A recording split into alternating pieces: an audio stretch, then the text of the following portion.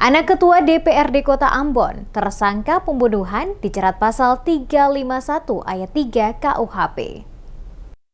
Polisi telah menetapkan pasal 351 ayat 3 KUHP tentang penganiayaan yang mengakibatkan kematian, di mana pelaku Abdi Toisuta terancam hukuman penjara paling lama 7 tahun. Anak Ketua DPRD Kota Ambon Eli Toisuta tersebut ditetapkan sebagai tersangka atas kasus penganiayaan terhadap seorang pelajar atas nama Raffi Rahman Sei hingga tewas pada Minggu 30 Juli 2023 sekitar pukul 21.30 waktu Indonesia Timur. Konferensi pers yang diadakan Polresta Pulau Ambon pada Rabu 2 Agustus 2023, Kasat Reskrim Polresta Ambon, Beni, mengatakan hasil pemeriksaan saksi dan pengembangan kasus yang dilakukan kepada pelaku Abdi Toisuta, polisi menjerat dengan pasal 351 ayat 3 KUHP tentang penganiayaan yang mengakibatkan kematian dengan hukuman penjara paling lama 7 tahun. Dikatakan Beni, penetapan pasal kepada pelaku untuk saat ini masih bisa berkembang, tergantung dari hasil pemeriksaan termasuk jika ditemukan ada bukti-bukti lain yang menyangkut dengan peristiwa tersebut.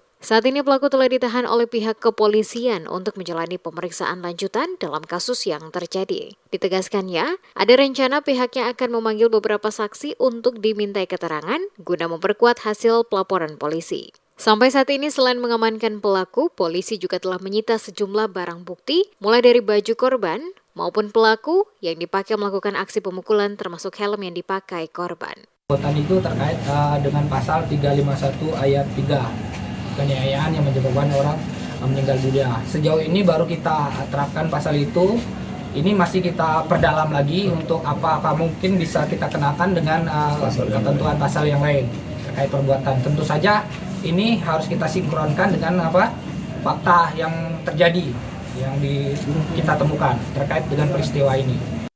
Sementara itu, Kabid Humas Polda Maluku Rum Ohoirat kembali mempertegas bahwa tidak diterapkan pasal perlindungan anak kepada pelaku karena korban saat meninggal telah berusia di atas 18 tahun sesuai dokumen kependudukan yang didapatkan dari keluarga korban. Polisi, kata Ohoirat, akan bekerja profesional dalam penanganan kasus ini hingga tuntas. Hal ini juga diperkuat dengan instruksi dari Kapolda agar penanganan kasus ini terbuka dan transparan, agar publik juga dapat mengetahui bahwa korban sesuai dengan dokumen kependudukan yang kami dapatkan dari keluarga korban, itu korban lahir tanggal 8 Mei tahun 2005. Dengan demikian sampai dengan hari ini berarti korban itu sudah berusia 18 tahun, 2 bulan dan 22 hari.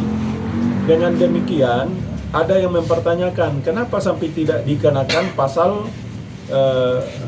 perlindungan anak.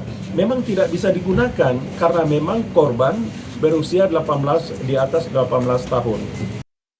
Sementara dalam beberapa hari terakhir ini ramai di media sosial terkait video permohonan bela sungkawa yang disampaikan oleh orang tua pelaku, yakni Eli Toisuta yang juga adalah Ketua DPRD Kota Ambon. Di mana dalam video yang dibagikan di media sosial menarik banyak komentar netizen.